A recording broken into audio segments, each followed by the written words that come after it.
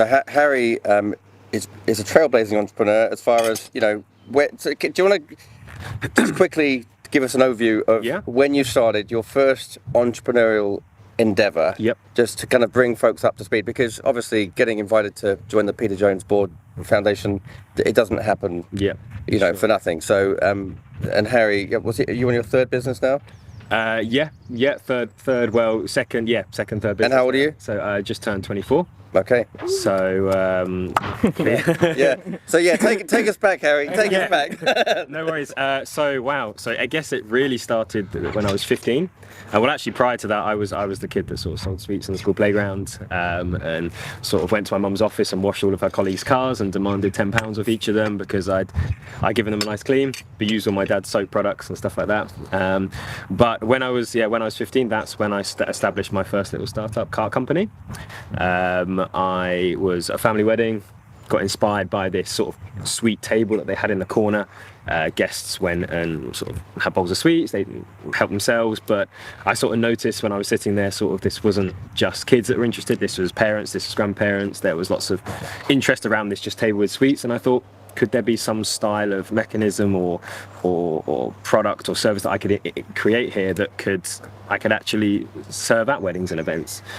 And so I went home, did a bit of research to see what was out there around these sweet table cart style things, and realised very quickly that if I did want to buy anything, any sort of structure, I'd have to pay a couple of £100, maybe more, and a 15-year-old kid, I didn't have that disposable income at the time. I just about had a bit of pocket money, so I decided to build something myself with my grandpa. So we'd always built stuff in his garage, like bird tables and go-karts and all those different things. And I said to him, like, we've got a project to do. We've got to build this sort of cart table in piece of structure that I can serve sweets off. So for him, it was just a chance to sort of spend some quality time with his grandson. And for me, it was just a chance to give something a go. I had a little idea and I wanted to see if I could bring it to sort of fruition. And over a summer holiday, we just brought wood together, went to Wicks, paint, all that sort of stuff, just as a bit of fun. And we built this cart together, which was really cool. And then I did a little website, so I used Wix to create a little free website. I designed business cards on Word. Not the most design, not the best design software ever. Bit pixelated. So I designed my logo on Word by putting together shapes. I designed the business cards, and I went to the school printers at my secondary school. And I just borrowed the paper from the art department and just started printing them out. Got a guillotine and cut out 100 business cards.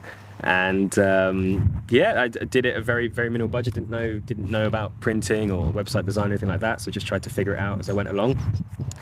And got a family friend that they heard about what I was doing, and they did the first little booking. So that was sort of my goal, to get that launched.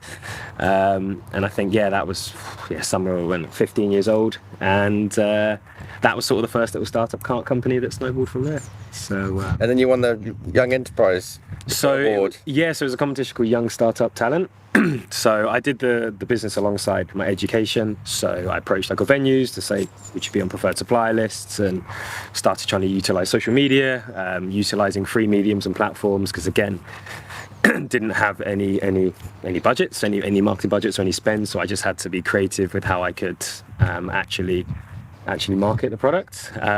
So then for about 2-3 years, alongside, just started getting a few bookings here and there, started growing it, getting sort of partners with little venues, which was awesome. And then when I was 18, I just started college, and my business studies teacher recommended me to enter a competition called Young Startup Talent, which was aimed at 18 to 25-year-olds with a business idea, with a chance to take home a prize package, which kind of came to about £50,000 valuation. So it was like a combination of website design and insurance and banks and marketing and print and all that sort of stuff. A kind of real starter pack to help you accelerate your startup. So I entered. I was going to enter first year college, but I made excuses and said I couldn't do it and I didn't have time and didn't end up entering, and came to regret that. But second time round, I entered. You nailed it. I got through, but not only did I get through, I managed to get through the process and came out on top, which was wonderful, and had the chance to take this package and accelerate the startup from there. So phenomenal. Touching on the young enterprise piece, Yeah. So I think, and I've, so for those that don't know, I've got 3 teenage daughters, and over the years I've been to see various different schools. Some of them are just regular, state schools. That's where I was educated, and even some of the private schools. And one thing that's really been lacking has been anything to teach entrepreneurship, and it might be because only 1% of the population are actually interested or have the aptitude or the risk. What do you call it? Risk level or risk appetite to actually do it. A lot of the business courses are all about administration and that type of thing, but Young Enterprise, they do really great work because it really shows young people that actually they do have, other options, and it might not be for everybody, but even if it matches, the visionary with the integrators, the ideas person with someone that actually just wants to go ahead and actually make it work, it's really valuable. Can you talk a bit about that? Because obviously you are a recipient, you've benefited from that, but if it hadn't have been that, if Young Enterprise hadn't given that platform to actually try for something, obviously you'd already done your own entrepreneurial things without it. With a sweet card. But similar, actually, I sort of Young Enterprise, so it was Young Startup Talent is different to Young Enterprise, and Young Enterprise is actually thank you for clarifying that. No, so Young Enterprise is actually something that I took part in secondary school as well, and it was a huge foundation and sort of platform that allowed me to discover sort of that passion for business, really. And I think it was a very similar time is when I did Young Enterprise, and I started my little own business, car company, and I was at a secondary school called Warden Park, and we got put into a team, and we spent a year creating our own little startup. We created a business called Abstract Accessories. We upcycled board games pieces into jewelry, and we had a little team, and but interestingly for us, it wasn't compulsory. There was also that and DFE, and people just didn't have to take part. But I think this was a really interesting one because a lot of people just did it because sort of they just didn't really know what else to do.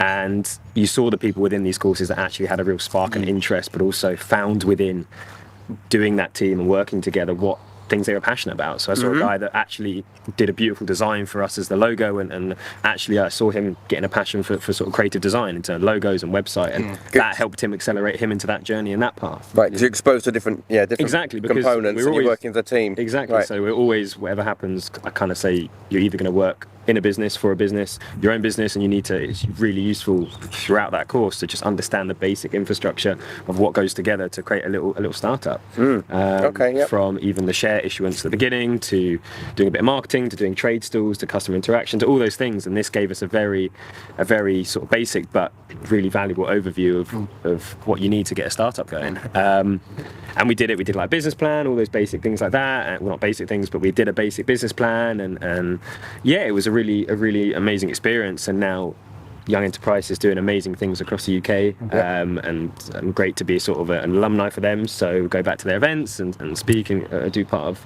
get involved with that as well. Is it Laurie, the CEO of Sharon Davies? Sharon Davies came on in season 1. So Sharon Davies, we interviewed the CEO of Young Enterprise, and she was pretty dynamic, very passionate. Very passionate, it's a hard-working lady. And actually, this actually reminds. So when we first got together, one idea that kind of came out of us talking about the Young Enterprise and your experience with that was, and this is something that Rocket Pod could potentially pursue in future, was to create a Dragon's Den style event where, we decide, we actually we run a competition with our listeners, and we're not going to discriminate on age or even geography or anything, and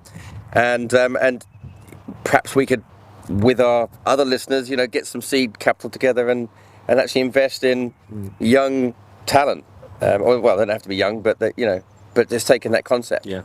So that might be something that. But I mean, I know that you were interested in it at the time, and I know. Yeah. Did your teacher you said your teacher recommended that kind of the fund in that way? Did they have much more involvement after that? So not pivotal role, but in that way. So obviously they saw something, and it's kind of, I guess that doesn't get seen in some people because there's not the the infrastructure to do it, and someone doesn't see that they're good at certain things. He's been a great support, and is still to this day. I go back and I catch up with him and stuff like that, because he was the one that pushed me towards that. He was my business studies teacher. He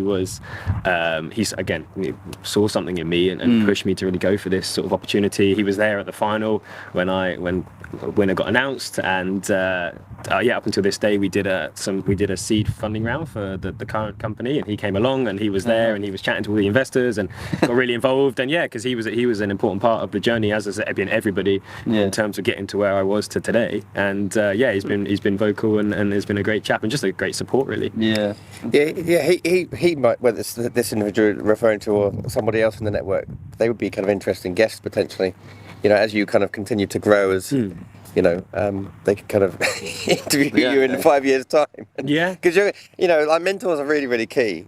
Absolutely. I mean, if people don't have access to mentors, then books are the next best thing. But if you've actually got, someone that you can go to and bounce ideas off of, and especially if you're trying to figure it out, or building a plane while flying it, it's I'm quite familiar with that. Sounds like a business journey. So I had a question. So the process of coming up with a business idea, what is that like for each of you guys? Because obviously it's going to be different. And then coming to make Rocket Pod, you guys have obviously had to fuse all of that together. So, for example, do you visualize the logo already from the get-go? And when you come up with the name, do you get that sort of feeling? Or is it literally just, you can just put on paper, this is going to make money? What's the process? We can start with Peter, maybe. So I guess I come at it from a slightly different area to like these guys. So what I do now is I design and build furniture, and then prior to that I built websites, and I studied photography kind of prior to that. So I guess very creative, all those different sectors. And then with Rocket Pod, I was a kind of, I guess you can maybe say like the art director of it, and just the creative side of how it visually looked and how we presented it, and editing and all those kind of things. So very visual. So I'm very visual and not business led. Like I was going to say, if my company now is successful, it pays for me to have the lifestyle that so I guess in that way you could call it a lifestyle business. I probably won't ever sell it to someone for lots of money, but who knows, maybe some of my designs could be sold to a manufacturer in that way. But I don't think of it, this is just what I do, and I guess I embody it as my personality in that way, in the same as when I did the websites and the photography. I just get so into something and so focused on how to learn from it, and I guess being paid by James, for example, to build a set of shelves or a dining room table is kind of a side product of it, really, in that way. And to actually frame a bit of context, so obviously I've known Peter for a number of years. So when I mentioned earlier the visionary and the integrated concept, Peter's a really interesting mix, because Peter is highly creative, but he has kind of an engineering or kind of a structured way of looking at things. He likes to take things apart and figure out how they come together. So, I know your VW camper that was going to be a good prop for today, it didn't actually start. No. But Peter will, I'm sure, in the weekends to come rip apart the clutch and take it all apart and put it back together again. So I think in the Rocket Pod context, Peter was someone that could actually understand the vision. Obviously bring his creativity in, but also figure out the structures that needed to happen to make it work. Whereas myself, I don't have those skills in the same way. I can do it, but it takes a lot of energy for me, and actually I don't enjoy it.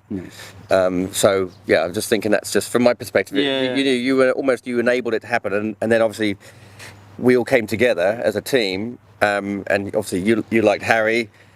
I guess you guys kind of like me. We kind of made it happen. Intentional about where you put your energy, and that is something that I want to continue to get better at. I haven't perfected it by any shot, but it has enabled me. I just feel I've got much more time, and I'm actually doing way better. And so, I'm particularly excited about even the next phase of Rocket Pod, because actually, like the heart, and actually, I'm pleased you touched on the fact that we learn from the guests, because it almost that's the heart, right? So in order for us to give more value, we need to get smarter and be like a sponge. So, you know, by doing the podcast selfishly, we get to build our social network or our social capital, and it's who you know, a lot of it in this world. But then you can then, you know, use it as a platform to bring more value, because I do believe in leaving the world in a better place than I found it. That's my belief as an entrepreneur. I want to give back. You know, I'm very, very privileged, you know, even being born in England, and traveled some of the places I've traveled to. So I think just knowing that you're privileged, how can you use this to, you know, to give back? And I was just I wanted to touch on that as well, and also with the whole meditation thing and all that.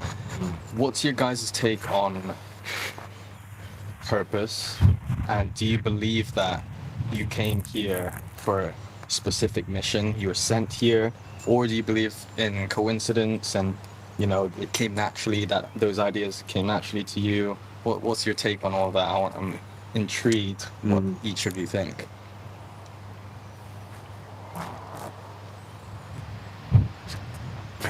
Searching, really searching. Don't rush into it. Yeah. That's a deep question. that's part of that government. No, I'm just kidding. That's a really good question. Yeah, it's a good question. Because a lot of people, you know, especially when you're coming up with ideas for a business or anything that you want to do, sometimes you think, am I supposed to be doing this? And what does that mean? What does it mean? Am I meant to do this? You know?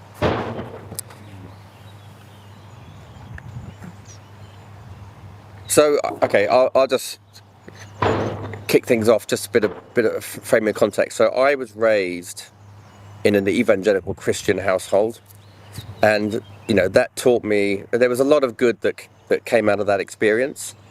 But as I've kind of got older, and as I've started reading and being more, and actually even coming into the present moment, it's knowing that in life there are absolute truths, and there are relevant or relative truths.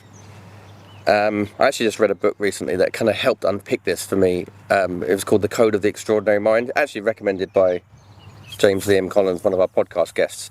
And it basically talks about how we are raised, we're all raised in a particular environment, a culturescape, as he frames it.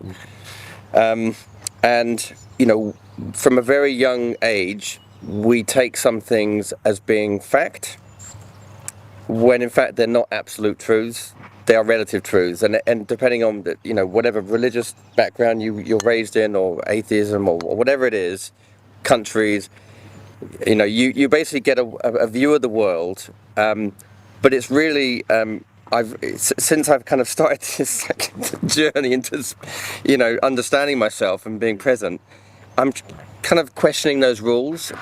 So I think I've kind of done a 180. Yeah. I now realise I'm very comfortable saying that I'm not a Christian anymore. I mean, I was, and I tried, and but actually I'm quite in touch with my own spirituality. So I think we're all spiritual beings. Yeah. I actually sat with the atheist thing for a couple of years, and that didn't really fit. Yeah. I mean, I really tried it. I'm an atheist. Same. But actually, it doesn't feel right, because I'm quite sensitive. You know, I can pick up on energy, and I'm quite perceptive like that. So atheism doesn't work. So where I am right now, I mean, so it's more of a, so where I'm at, I mean, this is quite personal, isn't it?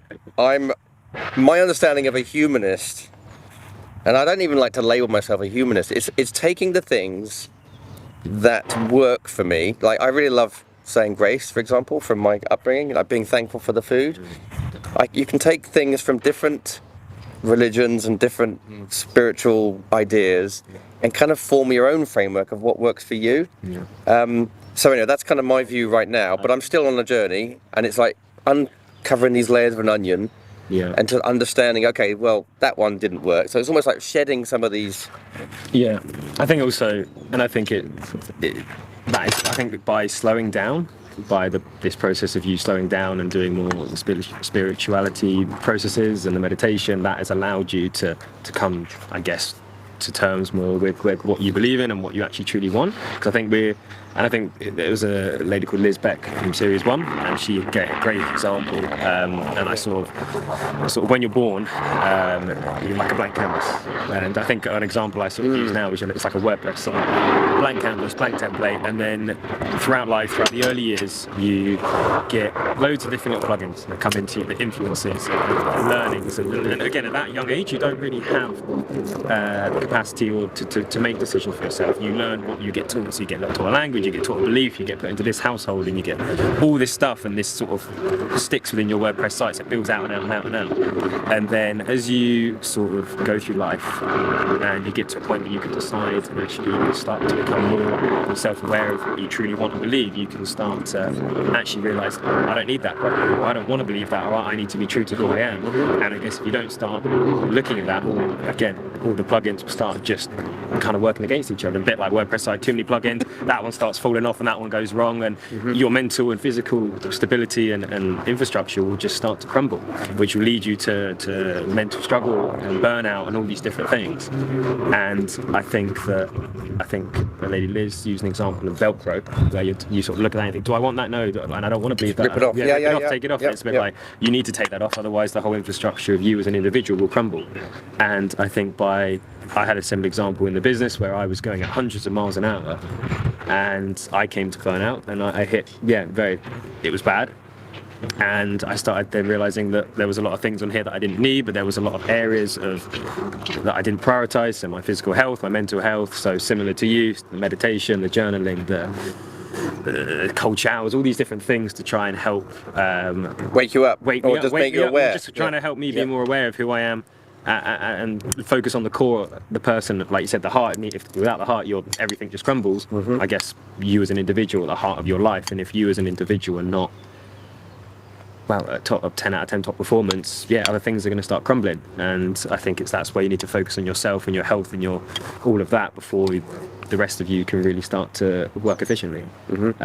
So I think that was another interesting takeaway from one of our other guests. But I think it is trying to find your purpose for what you want to do, and not letting society and letting social media and letting what other people are doing kind of take you away from what you truly want to do. And I think that's a lot nowadays.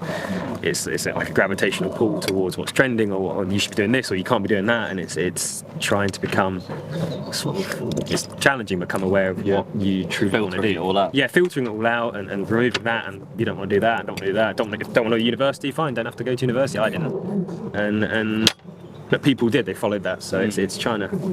It's getting your strength from internal... balance. Is it getting your strength from internal versus external factors, or what other people think you should do? And just knowing that you can actually rewrite the software, or you can upgrade basically different ideas and belief systems, because they might take you so far. Confidence to say no to going to university when 95% of your friends when you're 18 are doing that, then you're okay. And to trust yourself, no matter what you're doing, that choice is very tricky. Same as going against the religion. It's not going against it, but saying no to it or putting a pause on it. That's a huge thing to do. And accepting that. But that comes back to when you were younger. Obviously, that was something that maybe got put onto you as this like supporting a football team. I don't know. I was always supporting Brighton and Albion, and to this day, I still am a great supporter. But you don't know why. So come on. And now I'm happy that that is obviously I'm going to stick to that. But other things, maybe there were certain beliefs of how to approach situations, or what you that belief that sort of was something that when you were younger got sort of put onto you, and now you sort of decided that actually that's not what aligns with you and your growth, because I guess you're the individual, again, a lot of people just kind of keep going and just can't really find really what's them or what they want to do, and it's hard. It's really hard. In fact, I know so something I loved. I guess we can always do this later if you're on the camera. And a concept that Zander introduced to me recently, which I thought was bloody brilliant, and it was about ideas. Basically, Zander, can you just explain your philosophy? Sorry, do you want to... I'll hold the camera. Sorry, Socrates. It's just a good segue because which one? It was basically the ideas one. So, how do you believe? So I mean, I didn't come up with this idea. Oh, well, you it's the did. same thing. Even where I learned it, this person didn't come up with the idea. The point is that all ideas come from this ether, somewhere that's not physical, and they're looking for a host to physically manifest it into this reality. So I love that. if you think about it, whenever you come up with an idea when you're in flow, you're not forcing anything, and usually it comes to you, and you're like, "Whoa, where did that come from?" You go down this trail, and that's my belief, that you can consciously push yourself into a direction of trying to come up with ideas and solve problems, but I think the best ideas are the ones that just pop into your head, and it's because it's trying to look for someone, and if you don't act on it, it will find someone else. I love that. And if you realize how many ideas you've had that you just didn't act on it, and then you hear later on that someone else is doing it, and you're like, well, I came up with that first, actually, but you just didn't do anything. So it did, yeah. And when people don't do anything with it, why do you think that is? Like, I guess if you these ideas that like pop in, like Loads of things, but I think probably the biggest thing that's the most consistent is lack of self-belief, limiting beliefs. It's immediately that, maybe it could be a good idea or a bad idea, but most of the time you'll think, oh, I can't pull this off, or I'm not worthy of having this, or you're not ready for it. I'm not ready, or just so many different things. But I think that's probably the biggest thing. Yeah. I mean, I think even framing, even having that, just to kind of sit with it for a bit is kind of interesting, because when you do get that next idea, you think, okay, is this, Yeah, I mean, just think about when you're in the flow state.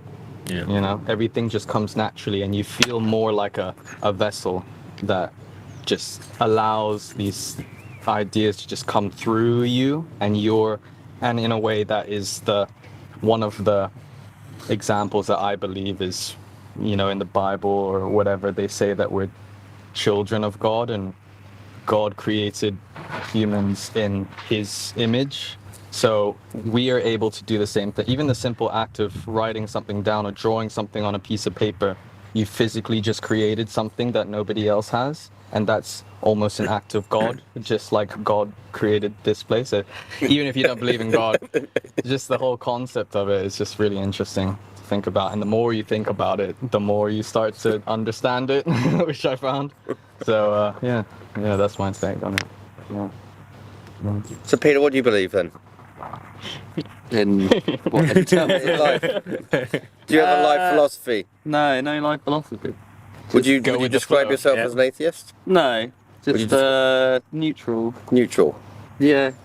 Agnostic. Yeah, I guess agnostic. Yeah. Agnostic. Yeah, not anything. Okay. I'm not giving you anything now. Okay. That's all right, no. No, I'm just. Well, you're like, what do I say now? Yeah, just believe what you want to believe, as long as it's not too extreme on either end. If you're just in the middle, then because like you're saying, you said, oh, I became an atheist. That's just you rallying against. Yeah, the other, rebel. not Yeah. saying like your childhood was the other end, but in that way. Yeah. Yeah. See, that already ties in with the whole T-loss era thing that I've brought up. Yeah. So Zander, well, do you want to quickly talk? We don't have to keep it in, but do you want to just talk about it? Yeah, sure. So, okay, go on. It's this concept that Sorry, Socrates. I was watching a podcast. You're next, by the way. We're going to ask you a really, really hard question in a sec. It's this concept. I was watching a podcast, and he brought up this idea that there's telos and eros, which is I kind of actually don't want this to be, because I don't want someone to steal the idea. Okay. But it's the Well, the whole you'll idea be putting it out, so Yeah. it's like I you're the editor. I didn't You're come the up with editor. this idea, actually, so it's not mine. Telos is your mission, your goal, your purpose, your career, your drive, tunnel vision. And eros is everything else. So it's your family and time off and stillness and peace and your hobbies and stuff like that. So obviously you want to try and keep it balanced and come back to equilibrium, like you just said. If you're spending too much time in telos, in building your career, everything else lacks. Yeah. And then same with the other way around. If you're not doing anything, you're genuinely enjoying life, but you're not making any progress, it's also not fulfilling for you. So So on that note, so we were interested in ways to engage the listeners. So this concept, whatever form it might take, is a way that, are people living a life where they can actually achieve flow and almost achieve effortless high performance. And we have an inkling, well, I have an inkling because I've been doing it, my own journey, is that if you can actually establish a better balance, then the chance of you being in the flow or experiencing effortless high performance more frequently, you're still going to have ups and downs. There's going to be times that you don't want to do anything. Yeah. But if you want to increase that likelihood, then actually looking for ways to have more fun or have more experiences, spending time with your loved ones, you're going to probably perform better. And I think that's probably a good way to frame it. Sneak peek. It's a sneak view, yeah. More to come, folks. But is that going to come through, like, as you're talking about that, I'm thinking with the podcast, as we said, so there were some episodes that we did where, not like switched off, but someone's talking for 20 minutes and maybe we didn't learn to kind of bring them back. I'm thinking of this cross idea and someone in like a plane just like going forward, just keep going, or foot on the gas in the car, and you're burning fuel, you're getting somewhere. But if you just kind of bring it back and like even in the context of a conversation where someone's just targeting something, you're like, well, how can we bring this back? Which I think we did struggle with in the beginning. Well, you're really good at that. That's one of your little secrets. It's one of Peter's superpowers. So Peter, as on the production side, would normally have one question at the end, and it would be the damn best question in the whole interview, and it would completely stop the guest in their tracks. So they were on a roll, talking about their own stuff. I mean, everyone likes to talk about themselves, right? But it is a challenge, isn't it? Yeah. It's like me asking Neil Lawton if going up Mount Everest was actually worth it. And he's like, he didn't really answer the question, we didn't press it, but it kind of is. It's like, why leave this person on the side of a mountain to die and leave all your tents up there and spend millions of pounds just to go and put your flag in the top of it? Yep. And that's not to say that he's a bad guy in that way. Well, you edited that bit out, so we could actually, with Neil's permission, we could actually. Yeah, I guess we didn't really get the response. Well, he was tough. You hit him like a ton of bricks. Yeah, it was a bit of a. But yeah, I guess just bringing that balance back to the conversation. Sometimes we struggle in that way. Yeah, cause either not having the experience of interviewing and engaging people, and maybe doing it on Zoom and that dynamic in that way. I'm just trying to think of the challenges that we experienced in the podcast, and less of like what this person said and that person said. Maybe like what. Whether it was confidence as like interviewers, and I only really did a small amount of that, but you two obviously did that a lot more. No, I think that's something that we can definitely work on, is to have, because you want to ultimately you want them to obviously talk about themselves and share their wisdom, but at the same time you want to keep it, like you said, pull it back and keep it a bit more balanced.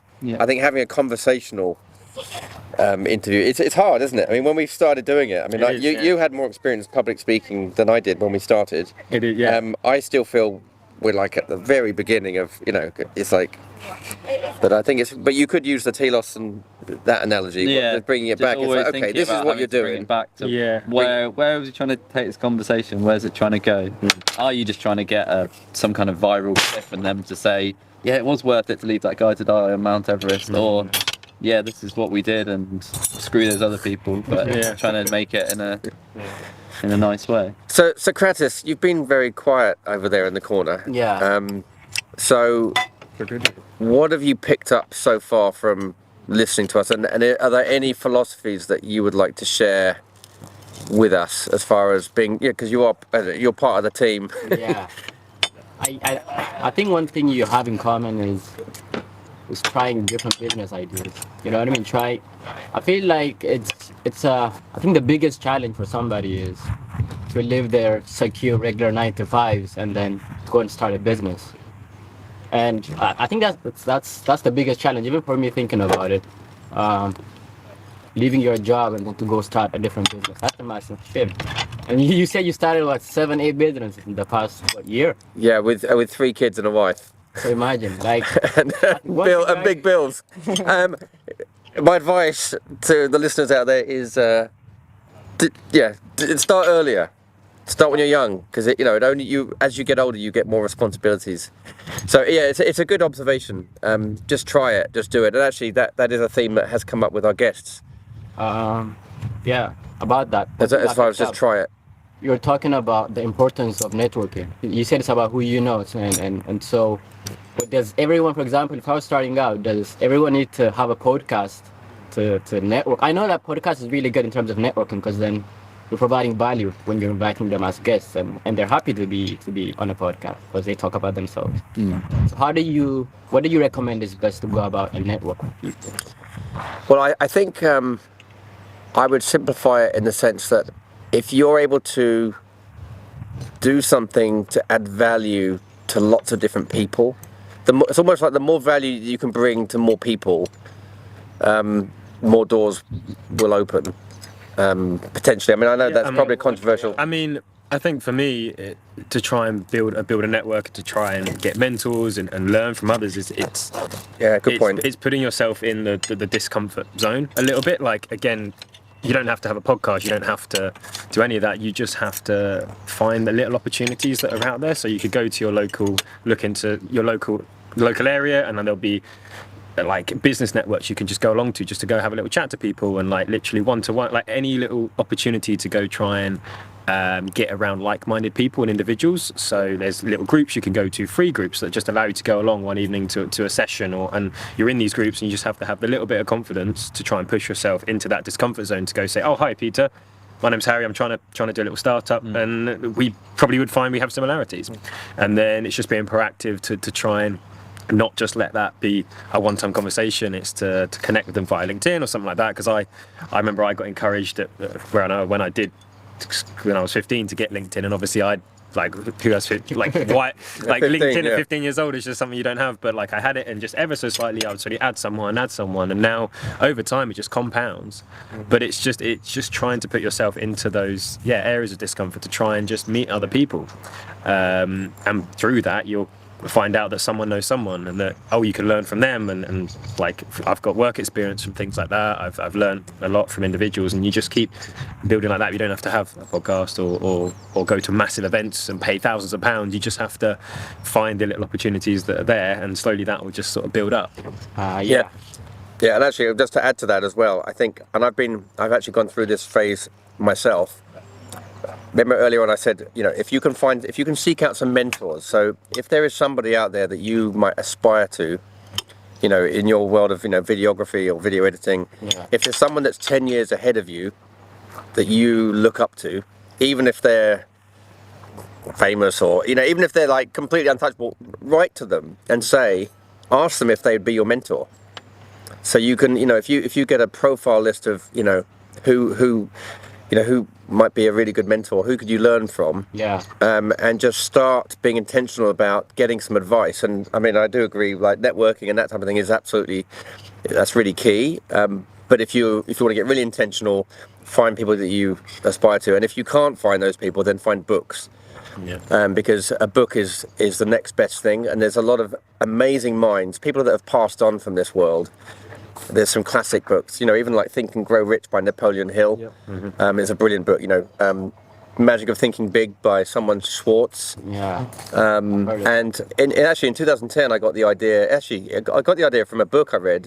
It was a book called The Compound Effect by Darren Hardy. Have you read that? Book. But in the back of that book, it's basically 10 pages of a non-fiction book a day is your mental workout, and it's amazing how many books you'll get through. And you will learn, and actually, as you learn, if you have an open mind, you'll then just get more ideas of these great thinkers.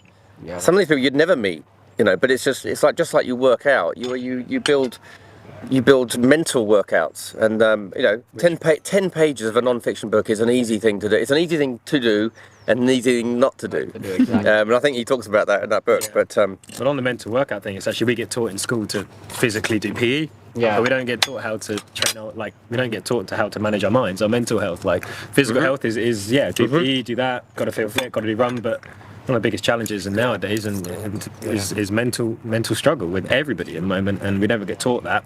And little things like James said, do the reading 10 minutes each day, or I don't know, go for their physical. Even they link, but it's trying to give time to your head and to your mental state, because that is as important, could sometimes even more important than your physical state. Yeah, it all works the same. It's like it's all when linked. you go to the gym and you want bigger muscles, you have to go through a period of really just discomfort. Yeah, it has to feel. If it doesn't feel uncomfortable at all, then you're not going to grow any muscle. Exactly. It's the same thing with trying to network for the first time. Yeah, it's going to feel really uncomfortable.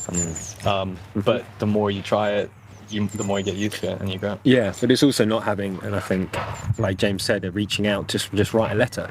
And it's about not having, and it's tough, but it's that trying to not have the fear of the rejection and the fear of, what is if they say, oh no, go away. But again, if they do that, then like I had a call yesterday with someone, and I think I was trying to order, God, I don't know, something for the company, and I asked them on the phone, I was like, any chance you've got a discount code? And she said no, sorry, but she laughed and said, you've got to ask if you don't ask. But I've had multiple occasions where they said, actually, we've just got this one, here's 20% off. And I didn't fear of rejection there, I just said, just asked, and they did. And it's similar to what James said, if you just ask, people are very, very sort of receptive. People will give you that time, give you that hour, give you that mentorship. And how do you stand out? I mean, you write a letter, well, you send it FedEx. You spend 20 quid on a FedEx or a DHL and have the CEO or whatever sign for it. Yeah. Who does that? Yeah. And you do it 10 times over the course of a year, that's 200 quid. Yeah. But actually, the chance of actually you getting through to someone and think, actually, this person is, wow, okay. Yeah. No one's ever done this before. Yeah. And even the PA can't sign it because... Do you ever have anyone reach out to you? Any of you asking for mentorship or anything? Do you have anybody who did that for you? So yes. I've given them time. And actually, I mean, It was Harry. Well, no. So no, we kind of. No, in fact, when you explain. I don't want to. I don't want to embarrass.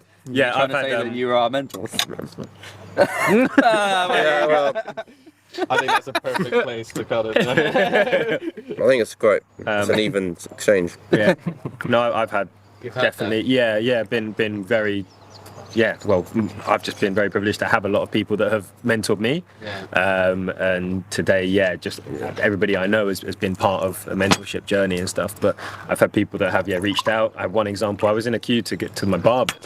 Really ran. No, I was going to my barber's, but I went to get a coffee. Yeah. And I was just chatting to a guy in the queue about, I think I knew him from somewhere, and he was saying, how's the business going and everything like that. And I just was speaking, just naturally just telling him about it, and he wanted some advice on his website or something like that, and I just started telling him. And then some guy behind me, when I got to the front, he just pulled me to the side and he said, do you mind if, do you do this as is this like a bit business? What do you do? And I was just explained it quickly. And he said, do you mind if I have a little bit of your time? Just to, I'm trying to set up, I think he was doing a gardening company, and he just said, do you mind if I just spend an hour picking your brain? And gave him my email, and I spoke to him and gave him some time. And to him, hopefully he got value out of that. But again, sort of I've been so lucky to have the network around me to get support, and he just said, do you mind if I have a chat? And that's just one example, but but I think one thing is people who are successful, what they lack the most is time. Like I saw a video, and this entrepreneur was talking about how, like, he said it's easier for somebody, it's easier if I give somebody £5,000 as opposed to giving him 10 minutes. And he said that's a bigger ask, because the more successful you are, the more precious your time is. And so now I'm thinking of how hard it is to reach out to a successful person and ask for mentorship and his time, when his time is the most precious thing. I guess if you are reaching out to someone, no matter who it is, if you have a question in mind, rather than how do you start a business, is like a huge thing. Broad, Or for me, like I have people recently, like a few people, like friends of friends that are thinking of changing a career, because that's kind of, I guess, what I did, like gone from websites to building furniture, which I don't see as a huge jump. It's moving blocks around and designing things, but I guess it is quite a big change in that way. Like if you're asking someone a question, and someone whose time is so precious, no one's time is that precious, but whatever. No one's time is worth £5,000 for 10 minutes.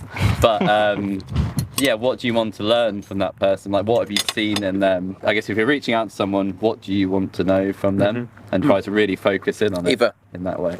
Is I think quite important. A coffee. Does anyone else for another drink? Can I get Coffee? decaf latte, please? Pete? Thank you. Okay.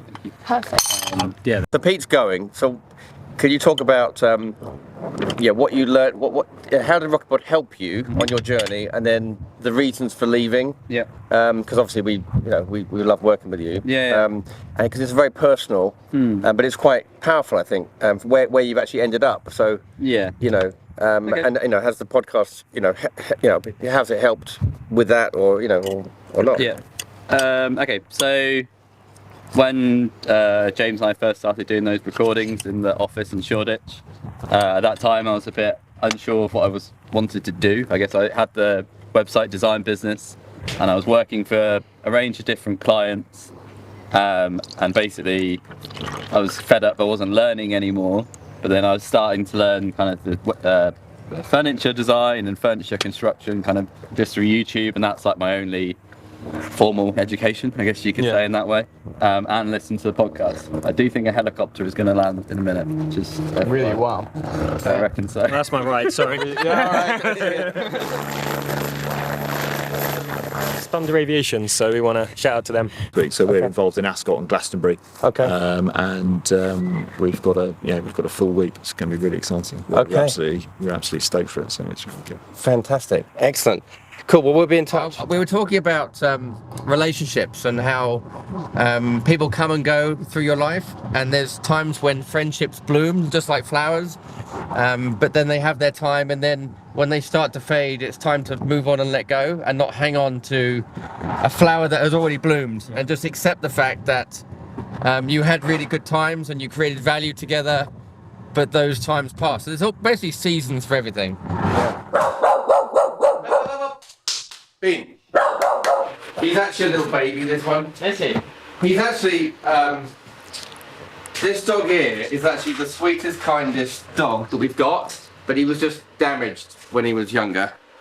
And he was clearly beaten or rocks thrown at him or whatever. And he's the sweetest dog, but he just he's damaged goods. For the listeners just coming into the podcast, could you give them an idea of your journey, Peter? Like where you came from, how what brought you to Rocket Pod, and then about what's happening right now, and so I guess to maybe start from now. So what I do now with the furniture and the design is not selfishly or for me. Even to say selfishly is kind of a bit weird to say, but what I do now, I just have, and we mentioned it earlier, just a confidence in something. What I have now is that full confidence in what I do, from going to someone's house, like coming into James's house here, for example, and him saying, "Oh, I would love some shelves in this space here," and me looking around and being able to engage with you and talk to you about the furniture and present an idea and deliver on that idea and take a photo of it when I'm finished and kind of be happy with it, is, I guess it's been a long path to get to that point of confidence, rather than coming in here being very sheepish in that way, and maybe that I was before, and you saying you want some shelves and me just going, "What do you want?" Okay, you say this, and I'm like, I don't question anything, and I do get it done, but I don't kind of question it in that way. And maybe even stepping back to the podcast, I did feel some ownership over that and the direction it looked. And Jamie, you're always someone that comes up with a million ideas, and at some point you got to filter through those. And whether it's because I knew you from the past and knew that's what you're like, so some of it you've got to kind of let go and then kind of push it in the direction that I guess I wanted it to go. And even in that process, there was maybe times where we released something that I maybe wasn't completely happy with, or I felt could have been done a bit better, not in a regretful way, just in maybe from a creative standpoint. And I guess going back even further with the website work that I used to do, that was very much, someone wants something, I'll do it. And it gets to the point where you're just fed up with that. And again, going back to now, is I just feel confident in what I'm doing and what I'm putting out. So even to say that I want to stop doing Rocket Pod and being a part of it feels like a big step for me. And even in the conversations we've had recently, I feel like I'm saying no to you a lot of times, which kind of feels bad, but it's also, that's fine to kind of do that and to not feel that you're going to tell me off or shout at me, or I guess that's my worst case scenario.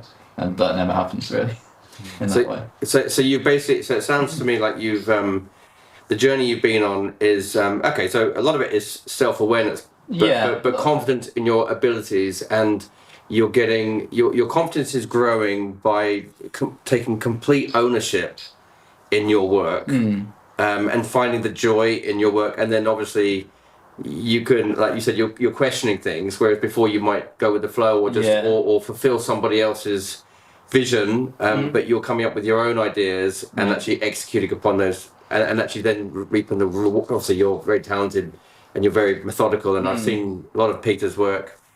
A collection of is the business, and we'll actually have to send the links around. It's beautifully crafted and designed, and you can tell that it's a very thoughtful, and obviously you have that creativity.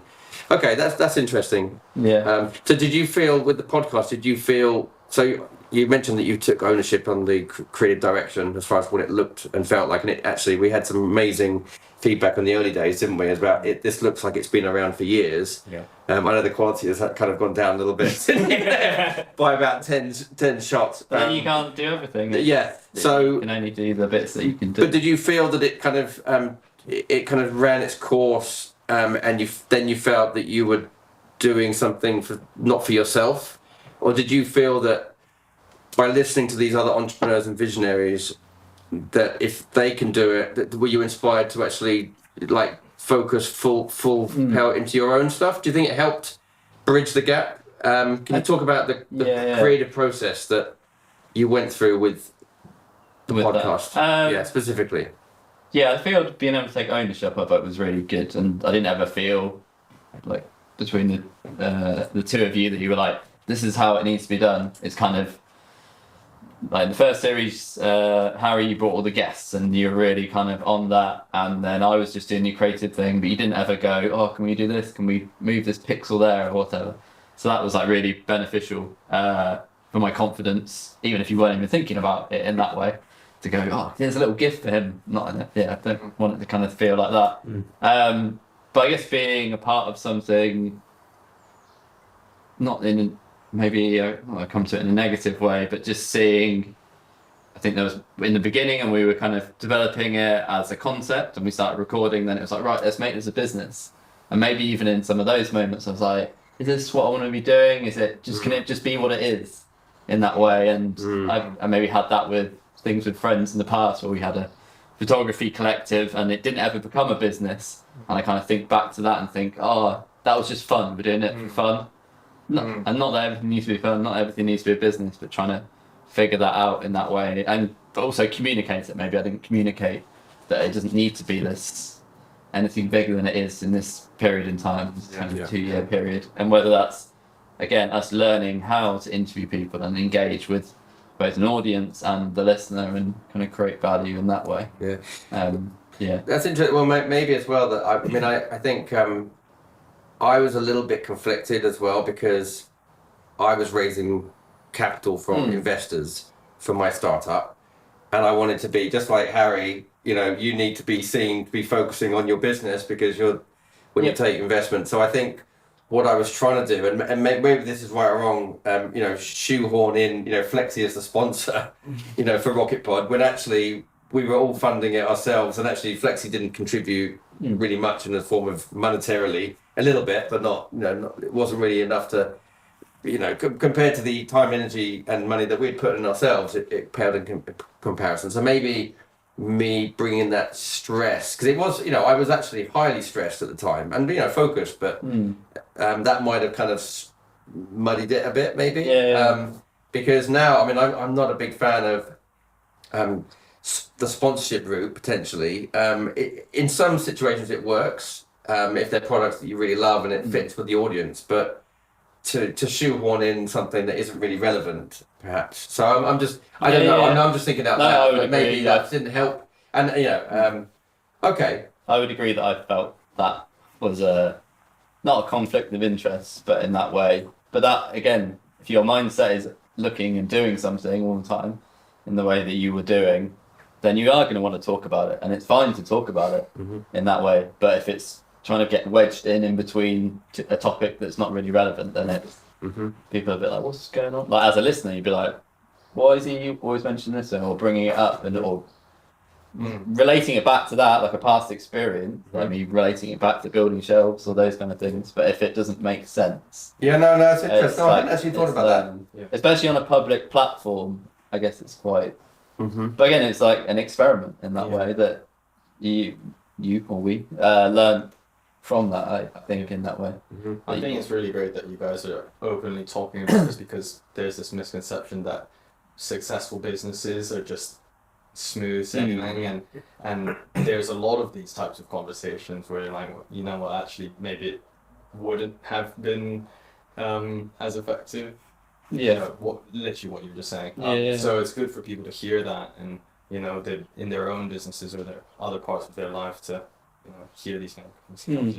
Yeah, because I think as well, like from my standpoint, I was thinking, well, you know, I'm having my time now with Flexi, but you know, at some point, a collection of or cocktail connoisseurs, you know, can have their limelight with Rocket Pod in the future. So I thought, well, you know, we'll extend the same thing. So I was, you know, I felt it was at the time, I felt I was being fair to you guys, because I want to, you know, support your endeavors, whether they're entrepreneurial or whether you would class them as that or not. You know, because we all were running quite different businesses. That's interesting. So did you feel as well, like as far as learning, because I know we've talked about this on and off, you know, we've spoken to some really quite inspiring folks in very different, in a broad range of industries. Some on even, you know, I mean, Sally Gunn was our first, wasn't she? Gold Olympian, 4-time gold medalist. Do you think that helped you crystallize? Could you go back a little bit, just quickly, where you, like, just your journey when you were younger? Cause I know you loved your. Yeah, so I guess I've always been a part of communities, and this not the last community I've been a part of, but in recent times. So grew up riding bikes and skateboarding, and being a part of a community there, but very creative. So that's how I got into photography and building websites and those kind of things. And that is, even today, I'm going riding this afternoon with a group of guys, and some of them I've known, like I saw them recently, but not for 15 years, kind of before that. And I kind of turned up at these jumps, and there's like, oh, that's that guy from, he had a website when we were kind of 15 years old, and that was it. I mean, it's even more than that, even more length of time. Just BMX? Like 20 years. Yeah, just BMXing, yeah, just that connection. And I guess trying to search for that from being a teenager, going to university and finding a group there, leaving university and having studios with friends, and then maybe it kind of dropped off a little bit for no fault of anyone's, but just different, everyone's going in different directions. So doing the podcast maybe brought me back to that stage, and everyone focusing on a project and moving it forward. So there's obviously frustrations in that if some people are not doing a certain thing, or you think they should be doing a certain thing or contributing in a certain way. But yeah, to me, the community element is very important, and kind of going forward in a mission, which I guess is kind of weird that I've never worked in a company with multiple people. I'm always working by myself and being very controlled in that way. But yeah, so I don't know if that very brushed over it, very in a very light touch, but yeah, the community element was really good. I'm just being a part of something. I was kind of excited to do that with like the podcast in the beginning. Okay. Yeah.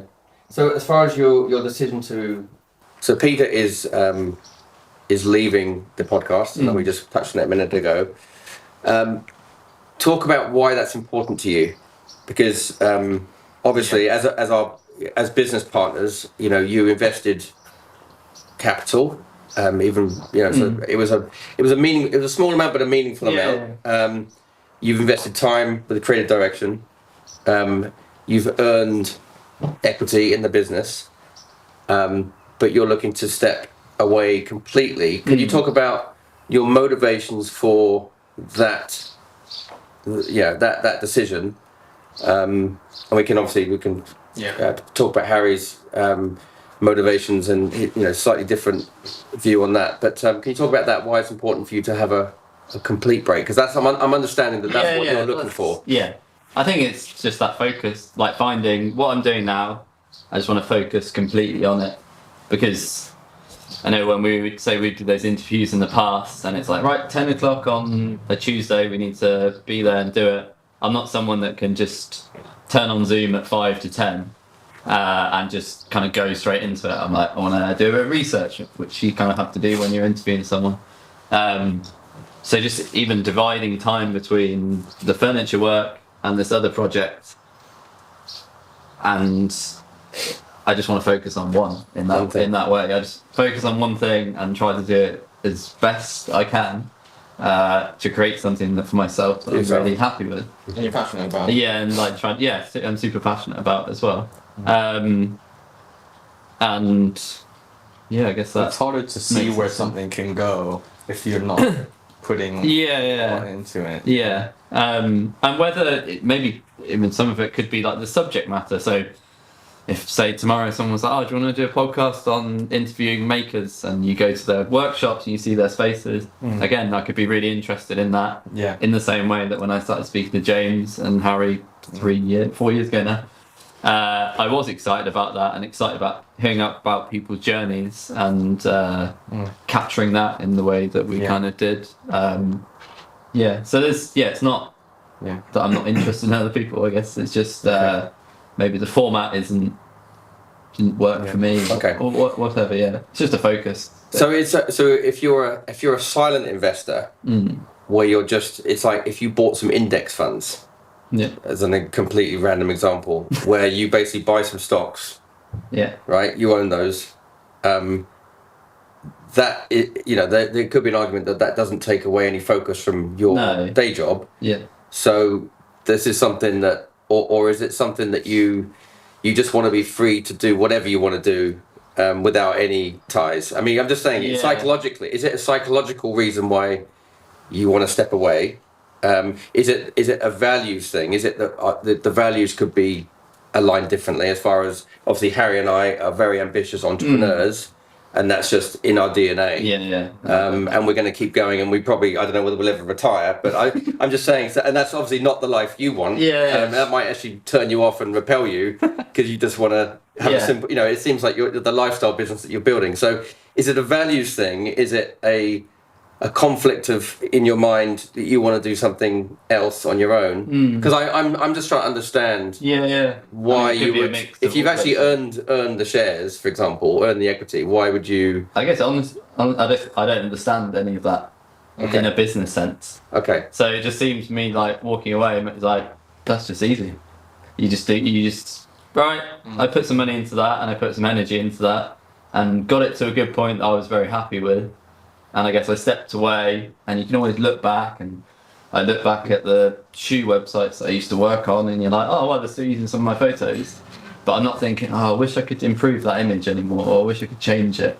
So I guess the equity and the value, I just don't, my mind doesn't think, oh, I should keep a bit of that, or I should... So you've basically planted the seed. Yes. Right? Yeah. And I mean, it may not do anything, right? It may just wither on the vine like, other stuff, or it could grow into a big oak tree, which is actually valuable, like monetarily valuable for your retirement, for example. Yeah. So you planted the seed, but you want to dig it out. And so, and I'm just, again, I'm not saying there's a right or wrong way, and the seed could flourish or it could not. Yeah. But again, I'm trying to understand. But I don't even think of it in that way. Okay. It was just a project that I was a part of. Yeah. And and you got what you needed out of it. At the time. I guess the learnings are does something need to be a business? Do you need to put money into it so you can pay each other every month for the first year? Is that a sensible thing to do, or could you just spend that money on whatever it's buying the good microphones, and then that's it, and it's just something you do and you take from it, and each week interviewing Jeff, interviewing Susan, whoever the people are, and that's it in that way. And you got you got a lot of huge amount of learning out of it. The process was invaluable in terms of learning and in terms of the passion behind it. And again, it was a real passion project at the beginning. And I guess the decision based on whether you retain equity or whether you're not is completely a personal decision down to you. And I think by demonstrating that you're not thinking, I'm going to retain this because it's monetary, demonstrates how much it was really a passion to discover stuff and to put your creativity to the test and all that, really. I think so. I mean, could be very stupid, but and it seems as though what's important to you is just, you know, what you in your heart and, you know, in your mind, and rather than I want to get something physical out of it. It seems as though that's what matters to you. Because maybe even the process of doing it was more interesting than interviewing those 20 people.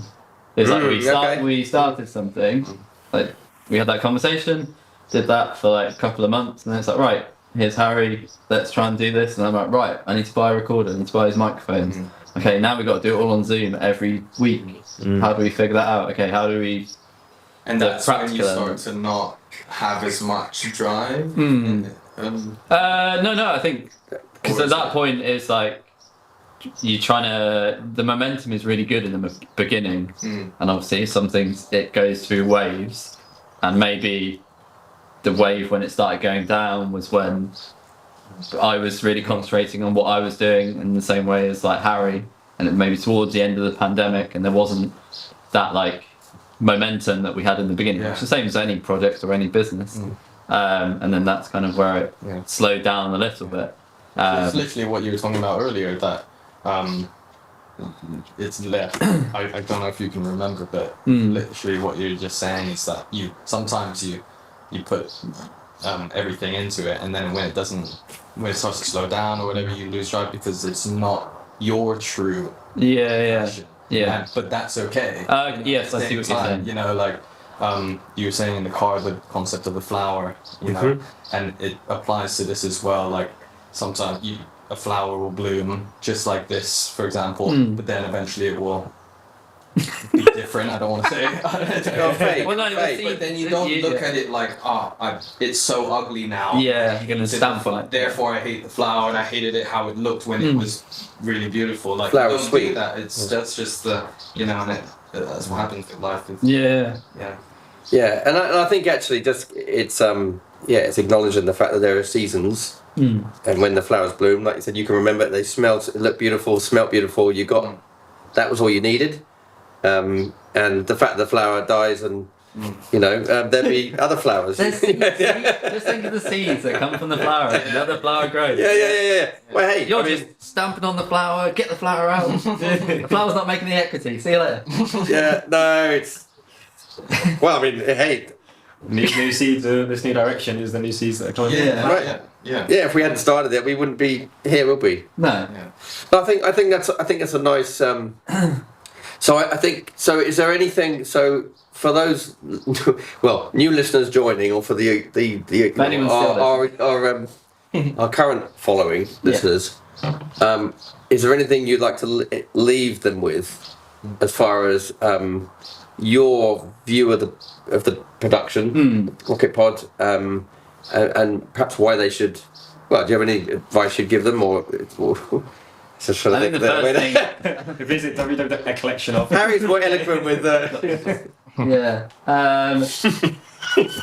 I guess the first thing... mercenary, a collection of .com. That's it. I guess the first thing that comes to mind when you're saying is like, just enjoy the process. Like, as I'm talking about it, the process was the best part of it.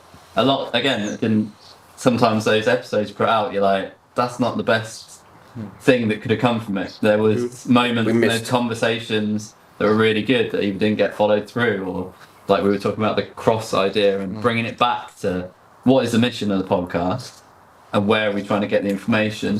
If someone's talking for 20 minutes about going down an absolute rabbit hole, and then you're like, how do we drag this back in that way? So those kind of learnings, I guess, but also just asking questions, and that's something that I try to do much more now when I go and visit people's houses and talk to them about the plants or the light fixtures and those kind of things. And that's what I guess enjoyed in the podcast in the beginning when we started first doing it, was asking you questions and just listening.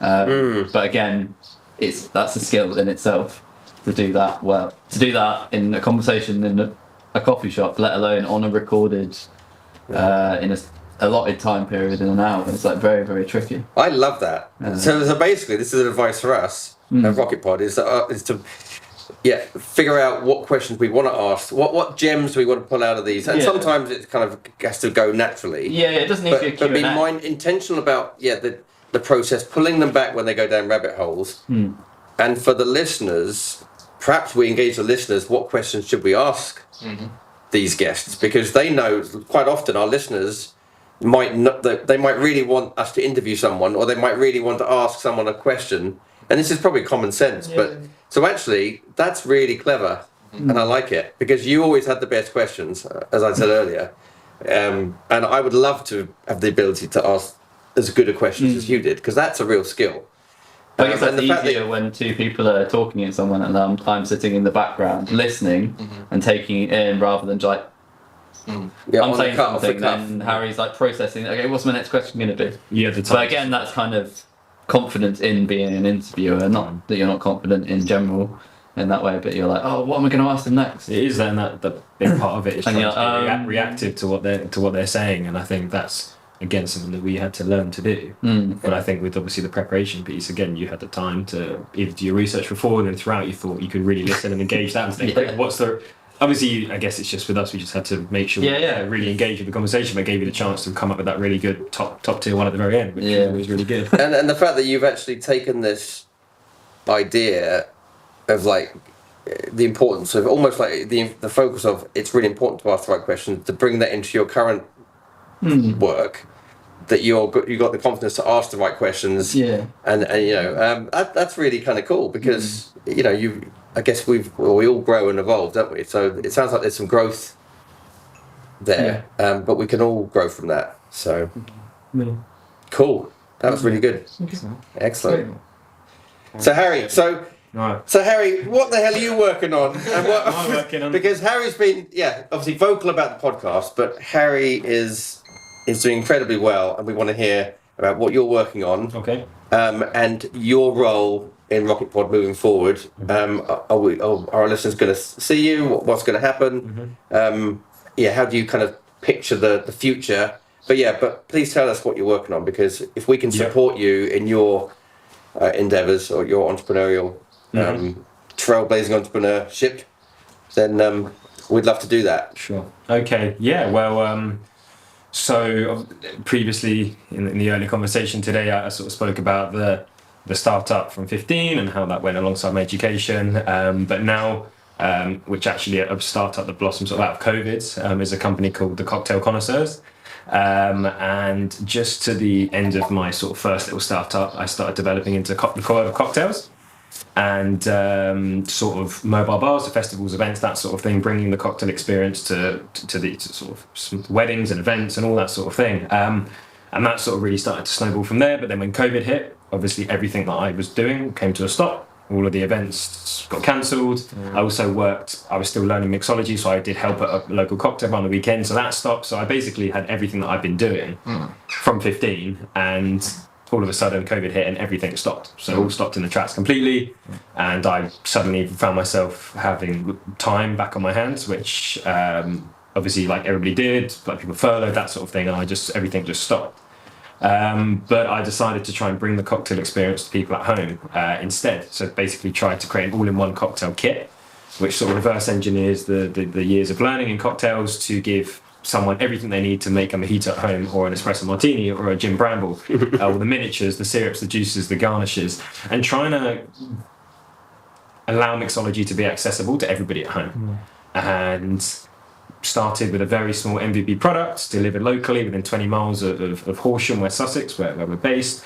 And sort of snowballed from there really. And so you took advantage of the situation. Pretty much, yeah. So I realised that actually I had this time, which was very rare to have back. I realised that my target audience were housebound, so no one could go out to their favourite pub, no one could go to their favourite cocktail bar. They were stuck at home twiddling their thumbs thinking, what do I do? Where do I go? And I saw that as a bit of an opportunity just to try and pilot the idea, give it a go, reach out to the audience and see what they thought of the product and the concept. And And really, yep. So it was 2 very simple products to start with. Hand delivered it myself, and just tried to understand if there was a demand for it in the audience and in the market, and started realizing that people were interested. People didn't have a lot to do at home, so really liked sort of getting this kit through the door, following the recipe, having a little cocktail evening in. So then sort of that was about 2.5, 3 years ago now, and since then we've been on a roller coaster of launching new products and doing virtual masterclasses and sort of going through this process of discovering the best formula for this product and how it should work. We now deliver across the UK, which is awesome. Had to learn very quickly how to sort of set up an infrastructure that allows us to go from me delivering at home to me delivering locally to trying to reach out to people all across the UK. But a reason why I'm having to sort of take a real step back from Rocket Pod is due to the time commitment I now need to dedicate to the business itself.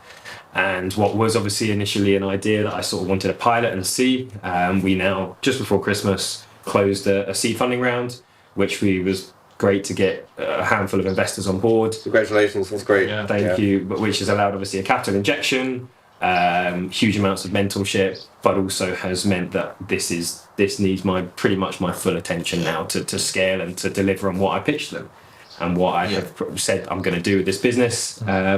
So again, it comes down to sort of like Peter's had to make a decision based on his factors and everything he's doing. It's been an invaluable journey to interview these amazing people and to learn about this process.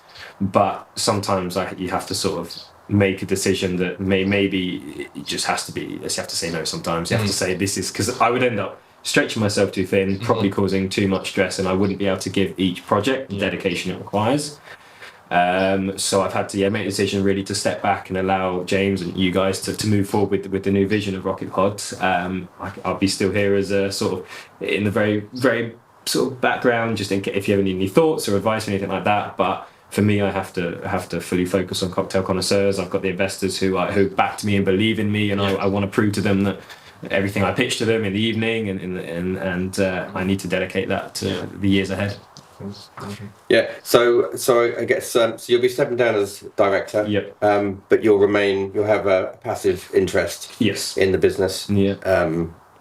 So it'd be great. So I guess we'd love it if you could stay on our board, which we'll get together biannually, probably, and just and you're obviously always welcome to co-host a guest once in a while. In fact, you are too. There's an open invitation. But if there's any guests out there that you think would benefit cocktail connoisseurs, then we can help target those guests, and you can come and join. So there might be opportunities like that, whether it's investors or whatever, because we'd love to obviously stay in touch on that, and your perspective is invaluable. So that's great. So how come? I mean, this question goes out to both of you. How can Rocket Pod help you? I mean, obviously, apart from that, co-interviewing guests that you want to speak to, how else can we help your businesses?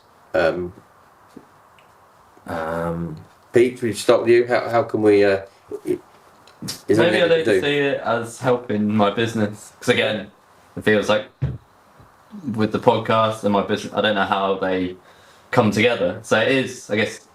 If you need some furniture. I guess it's just creating engaging content is how you help me, and the business is me in that way. Or whoever's listening that's either starting a business or not even starting a business, they just want to listen to something inspiring or inspirational, just useful or just engaging.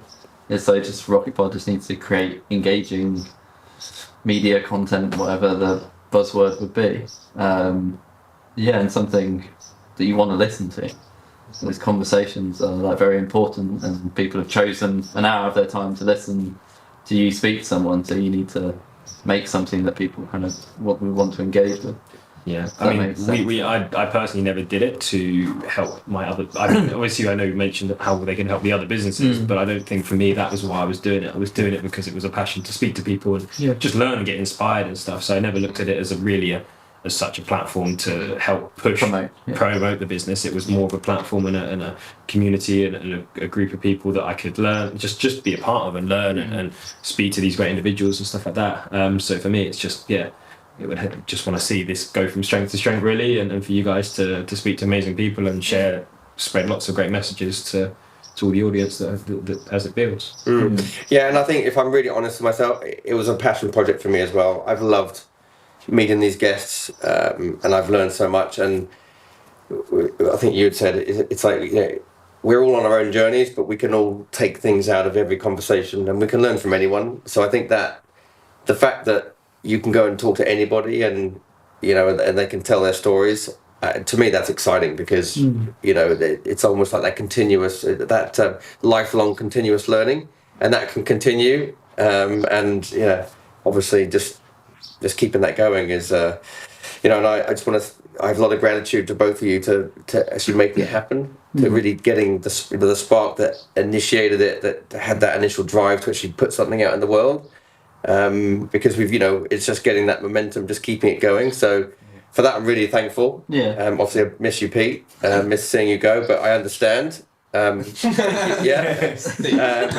Harry, you're going to hang around in the background, but yeah, it's So thank you both. No, I think in that way it's like a good like group of people to start doing. None of us had done a podcast before, and whether it's me coming with like the design element, creative element, again, Harry coming with like a lot of the guests. And James being just able to talk to people. Again, I don't think we could have done it as a first podcast in that way and presented it in like a really nice rounded way if you were doing it by yourself. Yeah. Yeah, because it could look really nice, but then if you only ask one question an episode, it's going to be very boring. Or if you're just asking too many questions and Harry's not reining you in a bit, then people aren't going to listen. And if Harry's not bringing the guests to those first series, then you're not got anyone to talk to. Yeah, you definitely kicked things off. Yeah, you kicked it off with some really good guests, which have then helped get the other guests on board. I think that wraps it well, like in a positive element. Yeah, no, I think it's really good. I think it's a really good, it's a really good dynamic. It's a good outcome actually. You know, so we should probably. As far as the future of Rocket Pod, I was just going to say that. I think Zander should actually take the stage for this. So Zander is coming in and is going to take it's almost like a relay race. It's like you've got the baton as far as the creative direction. And you know, we've got some big plans, but Zander's really going to be that the leader in taking the podcast forward. So do you want to talk about your vision? You know, any comments about obviously the current co-founders and the current situation, but also the future? Yeah. Do you want to sit down? Yeah. I mean, no, you don't sit down. Yeah, I mean, first off, I wanted to say that it's absolutely fine that you guys wanted to step back and focus on your own thing. I think, imagine if me and you just decided to do a podcast, it would be a completely different thing. For one, I don't think it would even be called Rocket Pod, maybe. Completely different angle. So it's a gift really from you guys, and we're really grateful for it. So now taking the baton from you guys. I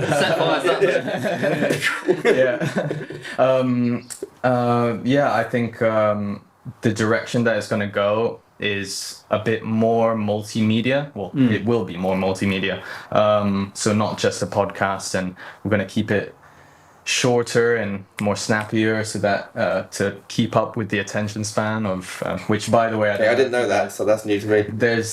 So everyone knows the fact that a goldfish has a really short attention span, but actually the average human attention span is shorter than a goldfish now, which is crazy. So it's gone down from 12 seconds to like 8 seconds or 7 seconds now in like just a few years. So that's what I'm trying to go at it by. Yeah, it's so interesting as well. Like coming in with I think a fresh perspective is really valuable, and it doesn't last long. Yeah. And I think what Zander's been able to do, you know, I mean, you just really explained it. You've spotted that it's obvious things staring it in our faces as far as what it stands for. And it's like you know, the company or the organization is a personality, it's a legal, well, it's a legal entity because it's a business or it's a company, but it has its own character traits, and actually being able to see that and pick out those authentic parts and let it shine. It's really interesting actually. I think maybe it would be helpful to, you know, where did Zander come from? I mean, because it's like the perspectives, like for the listeners out there. Bearing in mind that we're in 55 countries, we were the last time we checked. We've got 4,000 listeners. That's the last stats.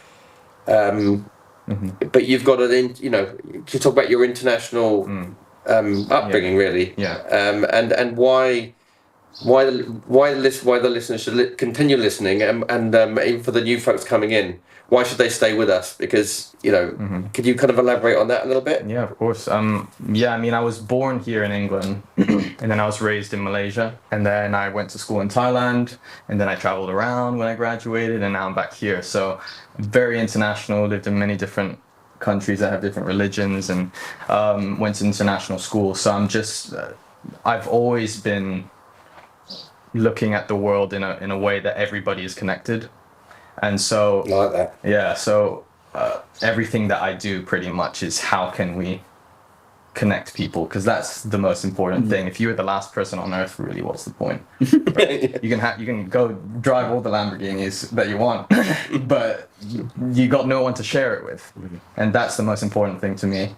So, sorry, what was the? Well, no. So that's good. So why are you here? Yeah. Why the hell are you here, sitting here? Why are you in? You know, what do you want to do? You know, I don't know why I'm here. But it's really strange. So there's been some things that have happened recently that have kind of felt it's so weird. Actually, I have to say. Yeah. There's people that have popped in that are kind of like potentially right for, you know, Rocket Pod. You know, but the more you look into how weird these things are, the more you find that it's not weird. It's just you're attracting the right people to your life. Yeah, I think that's, if you can be your true authentic self, whether you're talking about Rocket Pod or whether you're talking about individually, then you're going to attract the right things. But I'm really excited about it. I'm really excited to have you join Zander. I'm excited to be here. I think it's going to go far. I think we're only going to get started. I think what I've shared with Peter and Harry in the past is everything happens in my life. You know, a bit older than you guys. You know, 10-year cycles. You know, anything worth really meaningful always happens in 10-year stages. So, and we're 2 years in as a business or as a podcast, 2 years into a 10-year journey. And it's really exciting. Yeah. And I can't wait to meet all these really cool people and have more fun and have experiences. And I would love in time to actually connect our listeners with our guests, and also you guys, you know, come together. We might be meeting in Nepal somewhere, you know, I don't know, with some cool people that actually want to spend time together. Because I think if you can, for me, if you can actually, it's like my grandmother always used to say, you know, go where you're celebrated, not where you're tolerated. Yeah. And I think that's so wise. So if we can bring people together, like you said, the connectivity piece, bring people together that actually really are excited to be together, then magic happens. Yeah. You know? It doesn't have to be monetary or it just, abundance, right? Just prosperity, happiness, fulfillment, all that stuff. Yeah. So we can, So is there anything else? Well, I mean, Socrates in the background there. So I think we just want to. I've got a couple of things for you. Do you want to take a seat? You can sit on the dog if you like. He's fine. You can sit on him. So one question. So you've known Zander. I don't know how long you've known Zander, but could you talk a little bit about Zander first? What makes Zander special, or is there anything you could say about Zander that, because you're good friends? I think he's very open-minded. So in terms of, I think that's one thing I've recognized about him is every time we've had conversations, he comes up with different ideas, different perspectives, because he's very open-minded, and also like I think the consciousness and being and energy, all that stuff, he's very open with that, and And nowadays, it's not often that you meet people like that, and I feel like that's what Zander has. He's very open-minded and he's very in touch with his inner self. I think it's as you get older, you start to work on yourself. Like when you're younger, you don't even understand. Even now, like I'm slowly starting to understand that you have to actually look in deeper and work on yourself a lot more than you do on stuff that you do on the outside. Like you'll be surprised how much working on yourself changes everything in your surroundings. And so I think that's what Zander brings to the table, and I think that's what makes him unique. Yeah. And what makes you tick? What's going on with you, Socrates? Tell us about you. Yeah. And what's your purpose? Can you talk about purpose? I think that's purpose it's one thing about purpose. I think I read a YouTube comment and this guy said I'm 58 and I spent the past something like that. He said he spent the past 48 years chasing his purpose. He's like, I was reading self-help books, trying to find out what my purpose is. And I think a big mistake we make is, I don't think you find your purpose. It's, you live your life and somehow your purpose comes into play. Like that, like the stuff that you do. If today you're doing photography and then somehow you do video, somehow you end up in a restaurant, you don't know where it takes you, but you don't find purpose in a book or just waiting for and asking what a purpose is. You just go about and do things. And so right now for me to say my purpose is X, it's I don't think that's the right approach. Well, what are you it's looking more so for now? It's more so what I'm open to doing and when you're authentic to yourself. Being authentic to yourself. And I feel like there's so many opportunities. I think previously people struggled with opportunities. You wouldn't find opportunities. And now there's so many of them and the biggest struggle is actually picking one and sticking to one because there's so many opportunities. Go online, it's like you watch videos and it's all around you, stuff that you can do. And I feel like with all of that happening, it's definitely doing content and working on social media. That's where my passion is, and I think that's also where the future is headed, and that's where everyone is. Like, look at us, we're creating content, and so creating content for social media. That's one thing I really want to focus on, and also building a brand myself. The past few years I've been thinking about it, but now this year, building a personal brand because it gets you into rooms that you never like. Just having a podcast, even it's gonna allow you to connect with people who are way out of your league. You know what I mean? And so I feel like creating content for social media and then I'm a rocket pod, and so we don't know where this is gonna go as well. But I'm happy. I'm excited for what's to come. So so you grew up in Ethiopia. Yeah. What is the main difference in culture that you found living in the UK? You said you've been here a couple of years. 2 years. So can you contrast the two, because they're very different environments, very different landscapes and culture and everything. But maybe not. I mean, what? Yeah, no. What's the biggest takeaway if you could contrast the two? The biggest mindset or whatever you want. The biggest difference I would say is, even because I was in Greece before I moved here too, so I was in Greece for 2 years and then Ethiopia, Greece, and then I moved here. The biggest difference I think is it's the hustle culture is very different. The what? Sorry. The hustle culture. Okay. So where you're trying to get things done and you're trying to being business minded, trying to make money, and just it's a lot more stressful than the thing with the developing countries is they don't have that much, but they're happy with what they have. Yeah. And when you come and even in Greece it's a bit different. But when I came to the UK, there's this need for more and more and more. And so it's I don't meet up with my friends as often. I don't see them. It's almost like we're so close. Sometimes you're neighbors and I don't see him for like a month. I'm like, you're my friend. You know what I mean? And so I feel like we don't spend that quality time, and it's easy for us to get carried away and try and chase that wealth. Too much tea, not enough else. Yeah, and then on the other side, and then it's the opposite there in Ethiopia. It's people spend too much time having fun, and then they don't do the business side of it, and they work on themselves. And so that's in Greece. It's kind of the same. Like people would be sleeping all the time, just relaxing, having food and wine, and it makes you lazy. That's great. It makes you lazy. But yeah, I think that's the biggest difference. That's brilliant. I love that. Well, the thing is, capitalism is actually built on lack.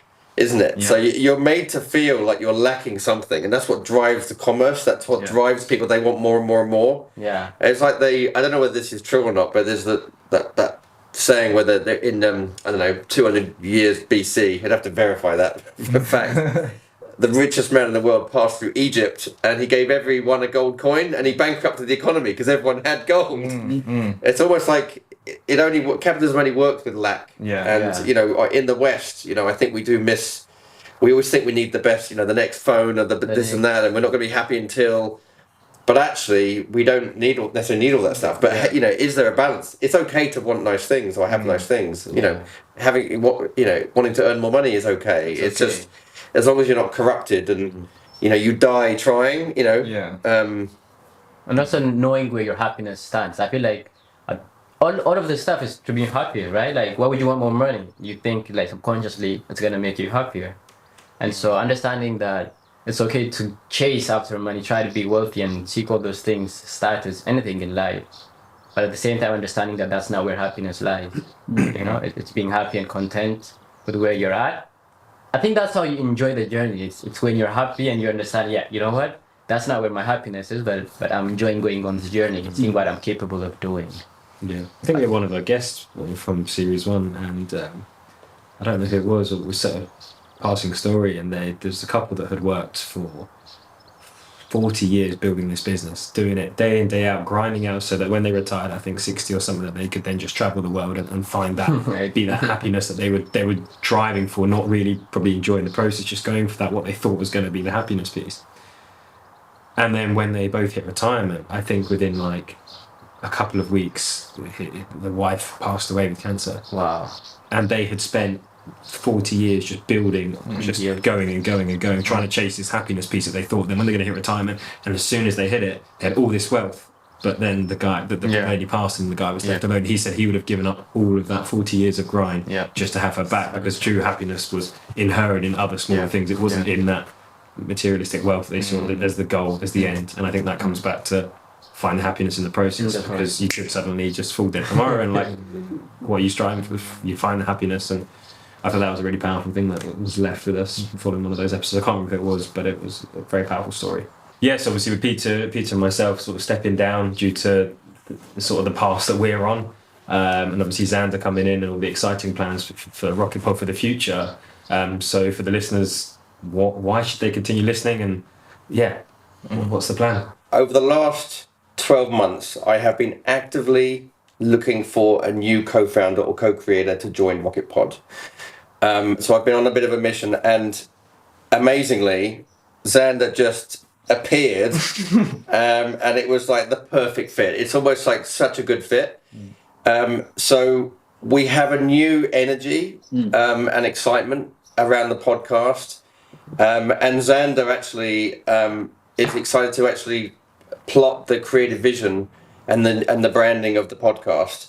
So perhaps if I hand over to Zander to kind of give you a little bit of a taste of what's to come, and how we want to kind of structure the business. I mean, it's changing, isn't it, from a podcast, which is the seed, which is where we are now, to Zander. Why don't you take the stage, because it's Without giving too much away, I think that's the first thing, is that it's going to go from just a podcast to multimedia. But I think that the second thing is that in Rocket Pod's DNA, it's all about how do people take their goals that seem really far away and bring it into physical reality. That's in a nutshell what it's about. And so what I realized from a new perspective is that it doesn't just lie in business or innovation. It's in every single industry all around the world, and everybody has goals that seem really far away and hard to achieve, but all you really need is a rocket to get there.